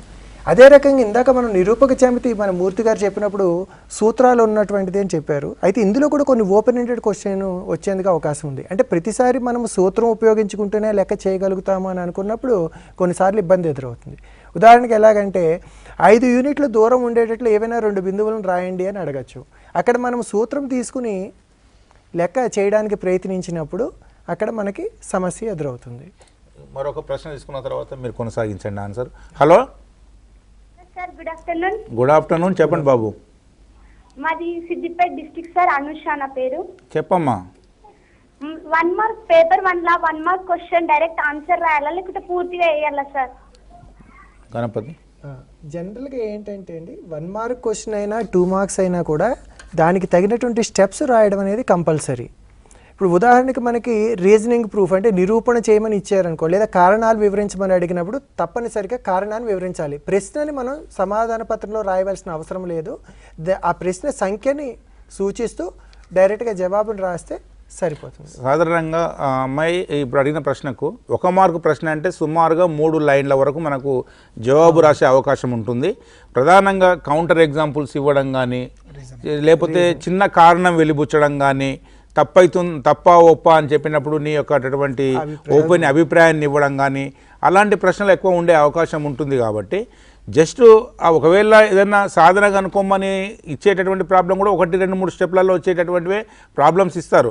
కాబట్టి మీరు 1 మార్కు ప్రశ్నలు రాసేటప్పుడు మీరు క్లియర్గా దాన్ని మీరు వివరించే ప్రయత్నం చేయాలి. మీరు ఒకవేళ 3 స్టెప్స్ వస్తే 3 స్టెప్స్లో జవాబు రాయాలి. ఒక లైన్లోనే ఆన్సర్ వస్తే ఒక లైన్లో రాయండి. కానీ ఇది 1 మార్క్ కాబట్టి ఒకటే లైన్ రాస్తే సరిపోతుందని కాదు. మీరు ఎంతవరకు దాన్ని జస్టిఫై చేయగలుగుతున్నారో, దాని జడ్జిమెంట్ దాన్ని కరెక్ట్ సమాధానం ఇవ్వగలుగుతున్నారో దాని ప్రకారం వివరించండి. కంపల్సరీ 1 మార్క్ ప్రశ్నలు అంటే 3 లైన్లు 4 లైన్ల కన్నా పెద్దవి ఉండవు. అది గుర్తుంచుకోండి ఫస్ట్. హలో హలో హలో చెప్పండి. Good afternoon sir. Good afternoon sir నా పేరు ప్రవీణ్ కుమార్. రవికుమార్ గారు చెప్పండి. మాది మహబూబ్నగర్ డిస్టిక్ మక్తల్ మండల్ మంతనోడ్ గ్రామం. చెప్పండి. సార్ ఇప్పుడు ఫస్ట్ లెసన్లో వియుక్త సమితి గురించి ఎక్స్ప్లెనేషన్ చేయండి. ఏంటి వియుక్త సమితులు అంటే డిజైన్ సెట్స్ గురించి వియుక్త కావాలా? సమితి అంటే ఏమిటి? ఓకే చెప్పు. మూర్తి గారి అర్థమైంది. వియుక్త సమితుల గురించి వివరించండి అంటున్నారు. సో వియుక్త సమితులను ఉపయోగించి ఎలాంటి ప్రశ్నలు వచ్చేటటువంటి సందర్భం అవకాశాలు ఉన్నాయి? ఒక 2 సమితులు సమితి నిర్మాణం రూపంలో ఇచ్చేసి వాటి మధ్య ఛేదనం కనుక్కున్నారనుకోండి. ఛేదనం కనుక్కున్నప్పుడు దాంట్లో శూన్య సమితి వచ్చినట్లయితే ఆ 2 సమితులను ఏమంటారంటే వియుక్త సమితులు అంటారు, డిజాయిడ్ సెట్స్ అంటారు. లేకపోతే వాటిని వెంచిత్రంగా మనం గీసినట్లయితే వాటి మధ్యన అవి ఇంటర్సెక్ట్ చేసుకోకుండా ఉంటాయి. అలాంటి యొక్క సమితులను ఏమంటారంటే వియుక్త సమితులు అంటారు. గణపతి ప్రధానంగా ఈ వియుక్త సమితిని భావన ఉపయోగించి ఎలాంటి సమస్యలు అడిగే అవకాశం ఉంటుంది? ఇప్పుడు వియుక్త సమితులు అన్నప్పటికి ఏంటంటే ఉమ్మడి మూలకాలు ఉండకూడదు. అది ప్రధానమైనటువంటి భావన. ఇప్పుడు సమితి ఏ అంటే సరి సంఖ్యల సమితి, సమితి బి అంటే బేస్ సంఖ్యల సమితి. అంటే సరి సంఖ్యల సమితిలో బేస్ సంఖ్యలు ఉండవు, బేస్ సంఖ్యల సమితిలో సరి సంఖ్యలు. అంటే ఆ రెండింటికి ఉమ్మడి మూలకాలు అనేవి ఉండవు. ఈ రకంగా సింపుల్ మూలకాలు లేనటువంటి దాన్ని డిజాయింట్ సెట్స్ అంటారని చెప్పు. ఓకే. హలో చెప్పండి అమ్మా. Hello good afternoon sir. Good afternoon sir maths లో ఎక్కువ స్కోర్ కావాలంటే ఏం చేయాలి? కరెక్ట్ సమాధానాలు రాయాలి అన్నిటికీ. ఓకే, అందరి దృష్టి అదే సార్. అంటే ఏ చాప్టర్స్ ఎక్కువగా చూసుకోవాలని నా డౌట్. ఇప్పుడు ఇప్పటిదాకా మన ఇక్కడ ఉన్నటువంటి విషయ నిపుణులు అందరూ కూడా ఏం చెప్పారంటే అన్ని చాప్టర్స్ ఇంపార్టెంటే. ప్రతి చాప్టర్లో కూడా కొన్ని మనం సులువుగా రాయగలిగేటటువంటి అంశాలు ఉన్నాయి, కొంచెం క్రిటికల్గా ఆలోచించాల్సినటువంటి అంశాలు ఉన్నాయి. కాబట్టి వాటి పట్ల మీరు ఎలాంటి జాగ్రత్త వహించి ప్రాక్టీస్ చేయాలనేది చెప్పారు మన వాళ్ళు. కాబట్టి ఒకసారి గణపతి గారు, రామయ్య గారు మీరేమన్నా చెప్తారా ఈ ఆన్సర్ గురించి? వాస్తవంగా పిల్లలందరూ ఆతృత అంటే అధ్యాయాలకు భారత్వం అనేది లేదనేది తెలుసుకోవాలి. మన ప్రశ్నాపత్రాన్ని మీరు కనుక పరిశీలించినట్లయితే అమ్మా 4 మార్కుల ప్రశ్నలు గమనించినట్లయితే తప్పకుండా ఒకటి గ్రాఫ్ గీయడం కానీ నిర్మాణం చేయడం కానీ ఉంటుంది. కాబట్టి గ్రాఫ్ గీయడం ఏ అధ్యాయంలో నుండి వస్తుందో ఆ అధ్యాయం మీకు తెలుసు కాబట్టి వాటిని ప్రాక్టీస్ చేయండి. అలానే నిజ జీవిత సమస్యలు వచ్చే అధ్యాయాలు ఉన్నాయి. ఉదాహరణకు వర్గ సమీకరణాలు ఉన్నాయి, శ్రేణులు ఉన్నాయి. ఏ అధ్యాయం నుండి నిజ జీవిత సమస్యలు వస్తాయో వాటికి ఎక్కడ స్కోప్ ఉందో అట్లాంటి ప్రశ్నలు ప్రాక్టీస్ చేయండి. మరొకటి సమస్యలు అంటే భావనలపైన నేరుగా అడిగే సమస్యలు కూడా ఉన్నాయి. అట్లాంటి అధ్యాయాల్లో చాలా సమితులలో కావచ్చు, వర్గ సమీకరణాలు కావచ్చు, బహుపదులలో కావచ్చు, శూన్యాలు అవుతాయా కాదా, ఇట్లా మనకు వాస్తవంగా చెప్పాలంటే అధ్యాయాలకు ఎలాంటి భారత్వం లేదు. ఆ అధ్యాయంలో ఉన్నటువంటి భావనల ఆధారంగా వివిధ రకాల ప్రశ్నలు అంటే మనకు 5 రకాల ప్రశ్నలు అడిగే అవకాశం ఉంది. కాబట్టి వాటిని అన్నిటి కూడా మీరు ప్రాక్టీస్ చేస్తే బాగుంటుంది. ముఖ్యంగా కొంత మీకు సులభమైన అధ్యాయాలు ఏవైతే ఫీల్ అవుతారో తప్పకుండా వాటిని అన్ని కోణాల్లో సృష్టించాల్సిన అవసరం ఉంది. ఓకే, రామయ్య గారు చాలా క్లారిటీగా చెప్పారు. మీకు మీరు ప్రధానంగా ఆలోచించాల్సింది ఏంటంటే మనకు కష్టము సులువు అనేది ఎప్పుడు అనిపిస్తుందంటే ఆ చాప్టర్లో ఏ భావనలతో లింక్ అయి ఉంది, ఆ లింక్ అయిన భావనలు కూడా మనకు తెలిసి ఉన్నప్పుడు ఈ చాప్టర్లు అన్నీ కూడా సులువు అనిపిస్తాయి. అలా తెలవనప్పుడు కొంచెం క్లిష్టత అనిపిస్తుంది. కాబట్టి మనం చేయాల్సింది ఏంటంటే పూర్తిగా అవగాహనతో ఉండండి. ఫస్ట్ సులువుగా మీకు అర్థమవుతున్న వాటి మీద మంచి పట్టు సాధించండి. ఆ తర్వాత వీటితో కరెక్ట్ అయి ఉండే ప్రాబ్లమ్స్ మీద ఫోకస్ చేయండి. ఇలా చేసుకుంటూ పోతే మీకు వస్తుంది. గణపతి గారు ఇక్కడ ఆల్రెడీ పిల్లలు సమ్మేటివ్ 1 తర్వాత ప్రిఫైనల్ ఎగ్జామ్ రాసి ఉండరు. నేను ఇక్కడ ఒక సూచన చేయదలుచుకున్నాను మీకు. మనకు సమ్మేటివ్ 1లో ప్రిఫైనల్లో ఎలాంటి ప్రాబ్లమ్స్ మీరు సులువు చేయగలిగారు, ఎలాంటి ప్రాబ్లమ్స్ మీరు కొంచెం కష్టమని భావించారు, వాటిని ఫస్ట్ కేటగరైజ్ చేసుకోండి. చేసుకున్న తర్వాత అవి వచ్చినాయి అనేటటువంటి ప్రాబ్లమ్స్, మోడల్ ప్రాబ్లమ్స్ను మీరు ఒకసారిగా చేయగలుగుతారు. రాని కష్టం అనిపించిన ప్రాబ్లమ్స్ ఏమున్నాయో వాటి మీద కొంచెం ప్రాక్టీస్ మీ ఉపాధ్యాయులతోటి, మీ తోటి మిత్రులతో చర్చించి కొంచెం కాన్సన్ట్రేషన్ చేస్తే మీరు ఈజీగా సులువుగా మ్యాథమెటిక్స్లో మీకు అందరికి కూడా 65, 66, 70 మార్కుల మధ్యన వస్తాయి. నేను అందరికి డిస్టింక్షన్ వస్తుందని చెప్పలేను, కానీ అందరు ఫస్ట్ క్లాస్లో పాస్ అయ్యేటటువంటి సందర్భం, అవకాశము ఈ మ్యాథ్స్ పేపర్లో ఉంది. సో ప్రధానంగా గణపతి గారిని నేను ఇక్కడ ఒక సూచన చేయమని కోరుతున్నాను పిల్లలకు. మీరు ముగ్గురు కూడా పేపర్స్ దిద్దారు, ప్రీ ఫైనల్ పేపర్ దిద్దారు, తర్వాత ఈ సబ్మిటివ్ 1 పేపర్. పిల్లలు ఎలాంటి పొరపాట్లు చేశారు, ఆ ప్రశ్నలు రాసేటప్పుడు ఎలాంటి ప్రశ్నలు వచ్చాయి, ఇప్పుడు ఆ పొరపాట్లు ఈ ఫైనల్ ఎగ్జామ్లో జరగకుండా ఉండాలి, మంచి ప్రగతి, మంచి స్కోర్ చేయాలనుకున్నప్పుడు ఏ అధ్యాయాల మీద కొంచెం కాన్సన్ట్రేషన్ చేయాలి. నేను ఏవి ఇంపార్టెంట్ అని చెప్పను, కానీ కాన్సన్ట్రేషన్ ఏ అధ్యాయాల మీద చేయాలి, ఎలాంటి పొరపాటు జరగకుండా జాగ్రత్తలు తీసుకోవాలో ఒకసారి చూడండి. ఇక్కడ ఈ మంచి మార్కులు సాధించడం అనేది ప్రధానంగా ఏంటంటే మన ఆ ప్రశ్నని మనం ఎంచుకునే స్వభావం మీద ఆధారపడి ఉంటుంది. మెయిన్ ప్రశ్నపత్రాన్ని క్షుణ్ణంగా చదువుకోవాలి. అందుకనే మనం మొదట 15 నిమిషాలు ప్రశ్నపత్రం చదవడానికే కేటాయిస్తున్నాం. ఆ ప్రశ్నపత్రాన్ని ప్రతి వాక్యాన్ని చాలా జాగ్రత్తగా చదివి ఆకలింపు చేసుకుని అసలు ఈ ఇచ్చినటువంటి ప్రశ్న ఏ అధ్యాయానికి చెందుతుంది అంటే మనకి 7 చాప్టర్స్ ఉన్నాయి కాబట్టి 7 చాప్టర్స్లో ఏ చాప్టర్కి ఈ ప్రశ్న చెందుతుంది, ఆ చాప్టర్లో పర్టికులర్గా ఏ కాన్సెప్ట్స్ మీద ఇవ్వబడింది, దాన్ని మనం జాగ్రత్తగా పరిశీలించుకోవాలి. అప్పుడు ఏమవుతుందంటే మనకి సమాధానం రాసేటప్పుడు ఏ భావనల మీద మనకి ఎక్కువ పట్టు ఉందో అటువంటి ప్రశ్నలు ఎంచుకుని ఇంటర్నల్ చాయిస్ ఉన్నటువంటివి అంటే మనకి అంతర్గత ఎంపిక ఉన్నటువంటి ప్రశ్నల దగ్గర మనకి ఏది బాగా వస్తుంది అని అనుకుంటామో అటువంటి ప్రశ్నలు మనం ఎంచుకుని వాటిని సమాధానం రాయడం ప్రారంభించాలి. ఇవి 4 మార్కుల ప్రశ్నలే అవకాశం ఉంది, మిగతా 2 1లో లేదు కాబట్టి అక్కడ పిల్లలు అంటే ఎంపిక అనేది ఏంటంటే మనకి అంతర్గత ఎంపిక ఉన్న 4 మార్కుల ప్రశ్నల దగ్గరకు వచ్చినప్పటికీ అంటే 2 ప్రశ్నల్లోనూ కూడా మనం ఏ ప్రశ్నకి సంబంధించిన భావనల మీద నాకు ఎక్కువ పట్టుంది అనేది అభ్యర్థి అంటే రాసేటువంటి విద్యార్థికి ఖచ్చితంగా ఒక అవగాహన ఉండాలి. అప్పుడు అటువంటి ప్రశ్నలు రాసుకున్నప్పుడు ఖచ్చితంగా మార్కులు ఎక్కువ పొందడానికి అవకాశం ఉంటుంది.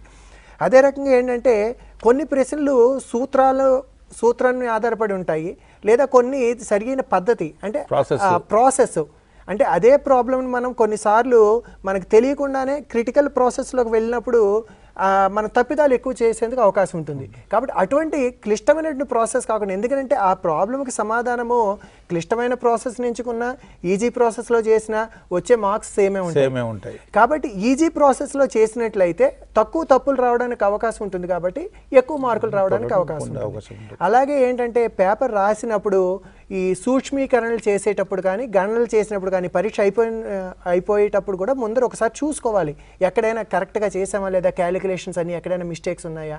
జనరల్గా ఇందాక కూడా నేను చాప్టర్ చెప్పినప్పుడు కూడా చెప్పడం జరిగింది సార్, మనం ఈ గ్రాఫ్లు గీసినప్పుడు కానీ మెయిన్ క్యాలిక్యులేషన్స్ అనేవి చాలా ఇంపార్టెంట్. ఈ ఇంటీజర్ ఆపరేషన్స్లోకి వచ్చినప్పుడు పూర్ణ సంఖ్యలు కూడికలు తీసివేతలు వచ్చినప్పటికీ పిల్లలు అప్పుడప్పుడు తడబడుతూ ఉంటారు. కాబట్టి ఈ క్యాలిక్యులేషన్స్ పట్ల అలాగే ఫ్రాక్షన్స్ని ఎడిషన్స్ మల్టిప్లికేషన్ దగ్గర కానీ అటువంటి క్యాలిక్యులేషన్స్ కొంచెం కేర్ఫుల్గా ఉండాలి. అలాగే ఏంటంటే ఎక్కడ అవసరమైతే అక్కడ అలా కంపల్సరీగా పటం గీయాలి. పటం గీసినట్లయితే వాళ్ళకి స్పష్టత పెరిగేందుకు అవకాశం ఉంటుంది. ప్రశ్న ఏమి ఇచ్చాడు అనేది వాళ్ళలో కూడా కొంచెం క్లారిటీ పెరిగే అవకాశం ఉంటుంది. అప్పుడు రాసే సమాధానంలో కూడా స్పష్టత ఉంటుంది, కాబట్టి ఎక్కువ మార్కులు రావడానికి ఎక్కువ అవకాశం ఉంటుంది. చక్కగా చెప్పారు.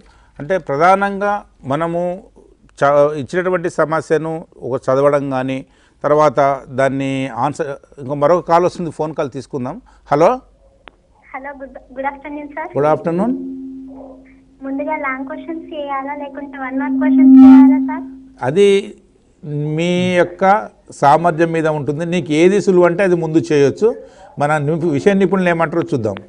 వాస్తవంగా విద్యార్థులు ఇక్కడ కూడా మీకు ప్రశ్నపత్రం చదవడం కోసం సమయం ఇచ్చారు కాబట్టి ఏ విభాగంలో ప్రశ్నలు అయితే బాగా చేయగలుగుతారో ముందుగా ఆ విభాగంలో ప్రశ్నలన్నీ చేయడానికి ప్రయత్నం చేయండి. ఉదాహరణకు 4 మార్కుల ప్రశ్నలు మీరు చేయాలనే అవకాశం ఉందనుకోండి, 4 మార్కుల ప్రశ్నలన్నీ కూడా ఒక దగ్గర చేయడానికి బాగా ప్రయత్నం చేయండి. మరీ వీలు కాని సందర్భంలో మాత్రమే అలా కాకుండా 1వ మార్కుల ప్రశ్న ఒకసారి, 2 మార్కుల ప్రశ్న ఒకటి, 4 మార్కుల ప్రశ్న ఒకటి, అలాగా జిగ్జాగ్గా కాకుండా సాధ్యమైనంత మేరకు విభాగాల వారీగా మీకు సాధ్యమైన ప్రశ్నలను ఒకే చోట చేసే ప్రయత్నం చేస్తే దిద్దే ఎగ్జామినర్ కూడా చికాకు లేకుండా ఉంటుంది. దానికి గమనించాలి. ఇక్కడ మన విషయం ఇప్పుడు చెప్పింది ఏంటంటే మనం ప్రశ్నలు రాసేటప్పుడు ఫస్ట్ 1 మార్క్ ప్రశ్న ఉంటుంది కదా, మీరు ఈజీగా ఉన్నాయి 1 మార్కులు రాయండి. వచ్చినాయి రాయండి, మొత్తం 7 ఒకటేసారి చేయాలని లేదు. తర్వాత 2 మార్కుల ప్రశ్నలు మీకు వచ్చిన ఈజీవన్నీ ఒకసారి చేయండి. తర్వాత 4 ఇట్లా మళ్ళీ 1 మార్కువి 2 మార్కులు ఇట్లా ఒక ఆర్డర్లో రాస్తే మీకు వాల్యుయేషన్లో ఎగ్జామినర్కు మీ పేపర్ దిద్దడం సులువుగా అనిపిస్తుంది. లేకపోతే ఒకటి వచ్చి మళ్ళీ బ్యాక్ వేయండి, మళ్ళీ ముందుకు వచ్చేటప్పుడు ఇది 2 మార్కుల ప్రశ్న 1 మార్కుల ప్రశ్న ఆ పేపర్లు దిద్దే సందర్భంలో ఒక్కొక్కసారి పొరపాటు జరిగేటటువంటి అవకాశం ఉంది. కాబట్టి ఏమైనా మార్కులు కోల్పోవచ్చు. కానీ ఎలా రాసినా మీకు నష్టం లేదు. మంచిగా వచ్చిన ప్రశ్నలు ముందుకు రాసుకుంటూ పోండి. కానీ ఒక ఆర్డర్ మెయింటైన్ చేస్తే ఎగ్జామినర్కు సులువుగా ఉంటుంది. మార్కులు మీకు పొరపాటు జరగకుండా మీ మార్కులు మీరు పూర్తిగా పొందే అవకాశం ఉంటుంది. సూచనలు పాటించండి. హలో హలో హలో మాట్లాడండి సార్. మీరు టీవీ వాల్యూమ్ తగ్గించి మాట్లాడండి సార్, అర్థమవుతలేదు. మాట్లాడండి. హలో హలో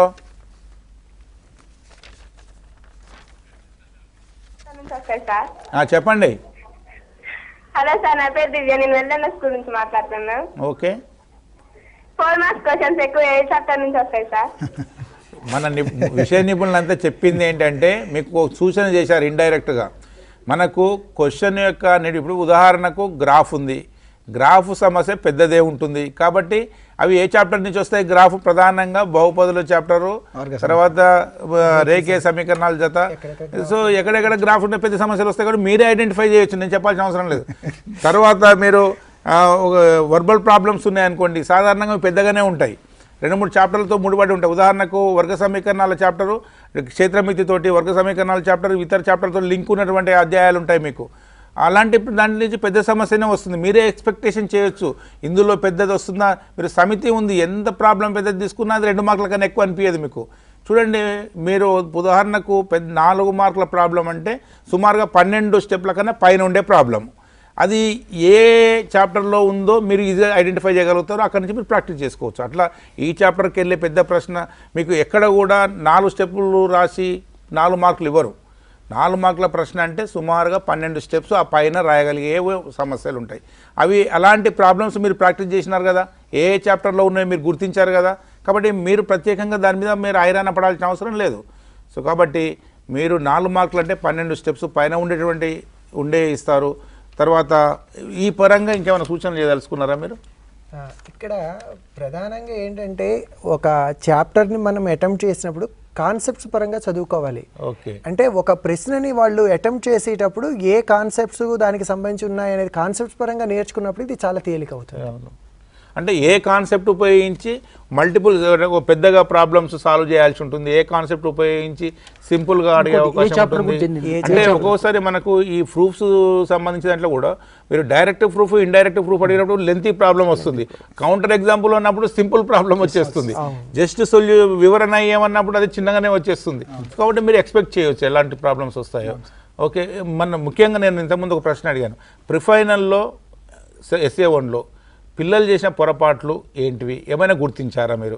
అలాంటివి జరగకుండా ఉండాలంటే సూచనలు ఏంటి? మరొక call. Hello hello hello close చేసి సెకండ్ పేపర్ పోదాం. హలో హలో సార్, మా వెన్నంపల్లి నుండి మాట్లాడుతున్నాం. ప్రోగ్రెషన్లో 4 మార్కుల క్వశ్చన్స్ తీసుకోవాల్సిన జాగ్రత్తలు ఏంటి సార్? ప్రోగ్రెషన్లో 4 మార్కుల ప్రశ్నలు వస్తే ఏం జాగ్రత్త తీసుకోవాలి? జాగ్రత్తలు. ఓకే ఓకే, అర్థమైంది. చెప్పండి ప్రోగ్రెషన్స్ మీద. జనరల్గా ప్రోగ్రెషన్స్ తీసుకున్నట్లయితే మనకి 1 అవర్ అయిందా? ఈ ప్రోగ్రెషన్స్లో ఎన్నో పదాలు కనుక్కోవడం అనేటటువంటిది దాని మీద కన్నా కూడా ఇప్పుడు ఒక అంకశ్రేణి ఇచ్చి అందులో ఎన్నో పదము, ఒక గుణశ్రేణి ఇచ్చి ఇందులో ఎన్నో పదము ఈక్వల్ అయితే n విలువ ఎంత అని అడగడానికి అవకాశం ఉంటుంది. లేదా అంకశ్రేణిలో n పదాల మొత్తం ఇచ్చి దాన్ని కూడా అడగడానికి అవకాశం ఉంటుంది. ఇటువంటి అంటే జనరల్గా day to day life connected questions ఎక్కువ రావడానికి అవకాశం ఉంటుంది. ప్రశ్నని మీరు 1-2 సార్లు త్వరగా చదివి వాళ్ళు ఏమి ఎక్స్పెక్ట్ చేస్తున్నారు, మీరు ఎంతసేపు కూడా ఆ ప్రశ్నని ఎక్కువగా చదవడం మీద దృష్టి పెట్టండి. ఓకే, రామయ్య చివరిగా మీరు ఏమైనా చెప్పదలుచుకున్నారు? ముఖ్యంగా సార్, మనం పబ్లిక్ పరీక్షలకు వెళ్ళే ముందు పిల్లలు ఫ్రీ పైన పరీక్ష రాస్తారు. వాళ్ళకు ముందు SA1 SA2 ప్రశ్నలు రాసే క్రమంలో చాలామంది పిల్లలు సమస్య సాధన సోపానాలను పాటించట్లేదు. తెలివైన పిల్లలు కూడా మార్కులు ఎందుకు తక్కువ వస్తున్నాయంటే వారు ఆతృతతోటి దత్తాంశం రాయకుండానే నేరుగా సూత్రం రాయడం. కొంతమంది పిల్లలేమో వాటిని ఎక్స్ప్రెషన్ చేసే, ఉదాహరణకు సమితులు తీసుకున్నట్లయితే అంటే వారికి తెలిసి తెలియక బ్రేస్ అంటే మన కుండలీకరణ బ్రాకెట్ పెట్టే క్రమంలో స్క్వేర్ బ్రాకెట్ పెట్టడము, రౌండ్ బ్రాకెట్ పెట్టడం వాస్తవంగా సమితి భావనకే విరుద్ధం. అట్లాంటి సమయంలో మార్కులు కోల్పోవాలి. లోపల ఉన్న ఎలిమెంట్స్ కరెక్ట్ అయినప్పటికీ కూడా ఆ సమితి భావన విరుద్ధం కాబట్టి ఎగ్జామినర్ మార్కులు ఇవ్వరు. అదేవిధంగా సంభావ్యతలో నేను గమనించాను, ఒక పిల్లవాడు ఒక పాచికను దొర్లించినప్పుడు సరి సంఖ్యలో వచ్చే సంభావ్యత ఎంత అంటే 2,4,6/6 అని రాశాడు. మళ్ళీ తర్వాత వెంటనే 3/6 అని రాశాడు. అగైన్ 1/2. అంటే ఇక్కడ పిల్లవాడు డైరెక్ట్గా వచ్చేసాడు అన్నట్టు. అంటే favourable outcomes by total outcome రాసాడు. వాటి ఒక సమితి జాబితా రూపంలో రాసుకోవడంలో పొరపాటు. అంటే సోపానాలు పాటించకుండా తన పర్సెప్షన్ కరెక్టే, కానీ మనకున్నటువంటి ప్రిన్సిపల్స్ ఆఫ్ ఎవాల్యుయేషన్ అక్కడ మనకు చేయ కాబట్టి అట్లాంటి జాగ్రత్తలు. రెండవది క్వశ్చన్ నెంబర్ వేయకపోవడం, అవసరమైతే ఆ దత్తాంశానికి ఏదైనా చిత్రపటం రఫ్ చిత్రం గీయవలసిన సందర్భంలో చిత్రపటాన్ని గీయకపోవడం, గ్రాఫ్ అయినట్లయితే గ్రాఫ్ స్కేల్ రాయకపోవడం, తర్వాత యాక్సెస్ని గుర్తించకపోవడం కూడా. అంటే వారికి తెలుసు అయినప్పుడు ఇనిషియల్ కన్ఫ్యూజన్, అంటే ఆ ఎగ్జామినేషన్ ఫోబియా, ఇవన్నీ కూడా పిల్లలు దాటాలి. ఈ 2, 3, 4 రోజులలో మీరు ఏవైతే బాగా ప్రాక్టీస్ చేయడానికి స్కోప్ ఉన్నటువంటి అంశాలు ఉన్నాయో అవన్నీ మెలకువలు కూడా మీ ఉపాధ్యాయుని సహాయంతో తెలుసుకొని చక్కగా క్వశ్చన్ నెంబర్ వేయడం కూడా మర్చిపోవడం అవ్వద్దు. ఇవన్నీ కూడా ఎగ్జామినేషన్ సంబంధించినటువంటి కొన్ని మెలకువలు, సబ్జెక్టు సంబంధించిన మెలకువలను రెండింటిని మేళవింపు చేసుకొని ఎలాంటి నిర్భయానికి మీరు నిర్భయంగా సంతోషంగా మేము చేయగలనని ఒక కాన్ఫిడెన్స్ తోటి వెళ్తున్నట్లయితే తప్పకుండా క్వశ్చన్ పేపర్లోనే మీకు కొన్ని, అంటే చాలామంది కూడా ఒక అపోహ కూడా ఉంది, కేవలం దత్తాంశం రాస్తే ఆ ప్రశ్నను రాస్తూ దత్తాంశం రాసేటువంటి విషయాలను కూడా మనం ముందు రెండవ పేపర్లో ఎలా చేద్దామో చర్చించుకుందాం సార్. రామయ్య గారు చక్కగా చెప్పారు. ఇప్పుడు మొదటి పేపర్ గురించి మన దగ్గర ఉన్న విషయాన్ని నిపుణులు చక్కగా వివరించారు. ఒక 5 నిమిషాల తర్వాత రెండో పేపర్ మీద మనం చర్చ ప్రారంభిద్దాం. ఒక 5 నిమిషాలు విరామము, మళ్ళీ ఈ సెషన్ను రెండో పేపర్తో కొనసాగిద్దాం. నమస్కారం. మంచిగా చెప్పారు రామయ్య, గుడ్, బాగా చెప్పారు. Good point. Thank you sir.